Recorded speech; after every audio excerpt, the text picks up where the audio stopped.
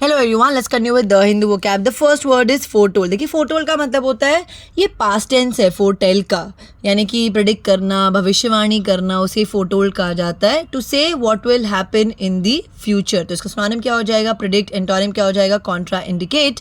आप इसे अपनी सेंटेंस में यूज कर सकते हैं। The magician foretold the man's death. The next one is lapse. Lapse का मतलब होता है टेम्पररी फेलियर, उसे लैप्स कहा जाता है, यानी कि चूक। तो इसका सिनोनिम क्या हो जाएगा? फेलियर। एंटोनिम क्या हो जाएगा? करेक्शन। आप इसे अपने सेंटेंस में यूज कर सकते हैं। His lapse into drunkenness followed a long run of bad luck. The next one is capsize. Capsize ना हम लोग जनरली है ना बोट के लिए यूज करते हैं, नाव के लिए यूज करते हैं। जब भी अगर नाव पानी में उलट जाए या पलट जाए उसे कैप्साइज कहा जाता है, यानी कि used about boats to turn over in the water. The next one is flourishing. Flourishing का मतलब होता है फूलो फलो, उसे कहा जाता है फ्लरिशिंग, यानी कि फलना फूलना। ग्रोइंग और डेवलपिंग सक्सेसफुली, तो इसका सिनोनिम क्या हो जाएगा? ब्लूमिंग। एंटोनिम क्या हो जाएगा? फेलिंग। आप इसे अपने सेंटेंस में यूज कर सकते हैं।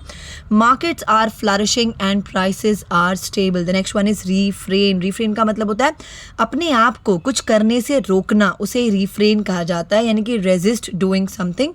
तो इसका सिनोनिम क्या हो जाएगा? कर्ब। एंटोनिम क्या हो जाएगा? सकम। आप इसे अपने सेंटेंस में यूज कर सकते हैं।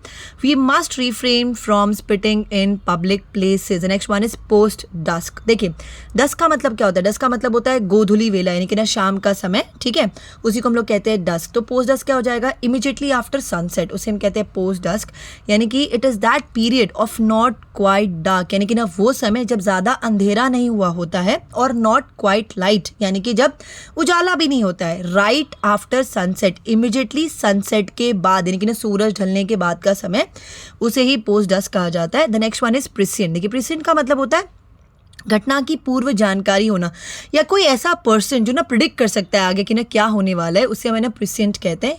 If you say that someone or something was prescient, you mean that they were able to know or predict what was going to happen in the future. तो इसका सिनोनिम क्या हो जाएगा? फोरसाइटेड। एंटोनिम क्या हो जाएगा? Short sighted. आप इसे अपने सेंटेंस में यूज कर सकते हैं। It seems that the weather man's forecast were prescient since it rained all weekend just like predicted. The next one is eerie. Eerie का मतलब होता है बहुत ज्यादा विचित्र या भयानक। जिन्हें देखिए, जब भी आप कभी हॉरर मूवी देखे या कोई हॉरर शो देखे तो आवाज़ सुनाई देती जिससे डर लगता है, उसे ईयरी कहा जाता है, यानी strange and frightening.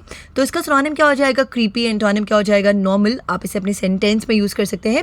He had the eerie feeling that he had met the stranger before. The next one is hindsight. देखिए हाइंडसाइट का मतलब होता है घटना घटित हो जाने के बाद जो समझदारी उपजती है ना, उसे हाइंडसाइट कहा जाता है। मतलब hindsight is the ability to understand and realise something about an event after it has happened, although you did not understand or realize it at that time, उसे हाइंडसाइट कहा जाता है। तो इसका सिनोनिम क्या हो जाएगा? After thought. एंटोनिम क्या हो जाएगा? Forethought. आप इसे अपने सेंटेंस में यूज कर सकते हैं। It is easy to criticise with the benefit of hindsight. The next one is imminent. Imminent का मतलब होता है जो होने वाला है, उसे हम कहते हैं इमिनेंट, यानी कि something that is imminent is just about to happen, यानी कि अवश्यम भावी।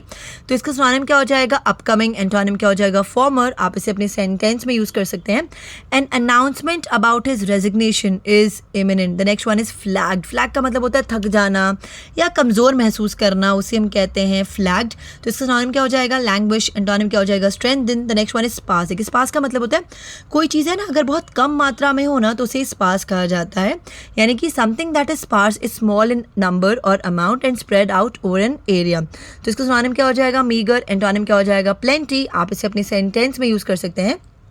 The information available on the subject is sparse. The next one is erratic. देखिए कोई भी चीज़ जो erratic है ना, मतलब कि वो एक रेगुलर पैटर्न नहीं फॉलो करता है, वो कभी भी हो जाता है, इट्स अनप्रेडिक्टेबल, उसे erratic कहा जाता है। यानी कि something that is erratic does not follow a regular pattern but happens at unexpected time or moves along in an irregular way, उसे ही erratic कहा जाता है। तो इसका सिनोनिम क्या हो जाएगा? अनप्रेडिक्टेबल। एंटोनिम क्या हो जाएगा? प्रेडिक्टेबल। आप इसे अपने सेंटेंस में यूज कर सकते हैं। The electricity supply here is quite erratic. The next one is expeditious. देखिए expeditious का मतलब होता है जो भी चीज़ ना क्विक है, efficient है, यानी कि ना शीघ्र हो, उसे expeditious कहा जाता है। तो इसका सिनोनिम क्या हो जाएगा? क्विक। एंटोनिम क्या हो जाएगा? अनरिस्पॉन्सिव। आप इसे अपने सेंटेंस में यूज कर सकते हैं। The bank was expeditious in replying to my letter. The next one is ball park figure. देखिए बॉल पार्क फिगर का मतलब होता है आपने जिन्हें सुना होगा, देखिए कि मुझे एक रफ एस्टिमेट दे दे या मुझे एक एस्टिमेट दे दे, तो उसी एस्टिमेट को या रफ फिगर को ना बॉल पार्क फिगर कहा जाता है। तो अगली बार आप रफ फिगर या एस्टिमेट की जगह पे ना बॉल पार्क फिगर यूज़ करिएगा। आप इसे अपनी सेंटेंस में यूज़ कर सकते हैं। Jenny, can you just give me a ball park figure of total sales of last month. Next one is errant. देखिए एरांड का मतलब होता है कोई ऐसा बिहेवियर जो एक्सेप्टेबल नहीं है, उसे एरांड कहा जाता है। यानी कि errant is used to describe someone whose actions are considered unacceptable और रॉन्ग बाय अदर पीपल। तो इसका सिनोनिम क्या हो जाएगा? ऑफेंडिंग। एंटोनिम क्या हो जाएगा? राइटियस। आप इसे अपनी सेंटेंस में यूज कर सकते हैं। She went to Paris to bring back her errant son. The next one is dodge. Dodge का मतलब होता है दिए गए काम को करने से बचना, उसे ही डॉज कहा जाता है। यानी कि to avoid doing something that you should do. तो आप इसे अपने सेंटेंस में यूज कर सकते हैं। She try to dodge paying her taxes. The next one is wherewithal. देखिए वेयर विदिल का मतलब होता है साधन या धन, जनरली धन। यानी कि if you have the wherewithal for something, यानी कि कोई कार्य करने के लिए अगर आपके पास वेयर विदिल है तो मतलब कि आपके पास साधन है, इनकी स्पेशली आपके पास ना पैसा है वो काम करने के लिए, उसे वेयर विदिल कहा जाता है। आप इसे अपने सेंटेंस में यूज कर सकते हैं।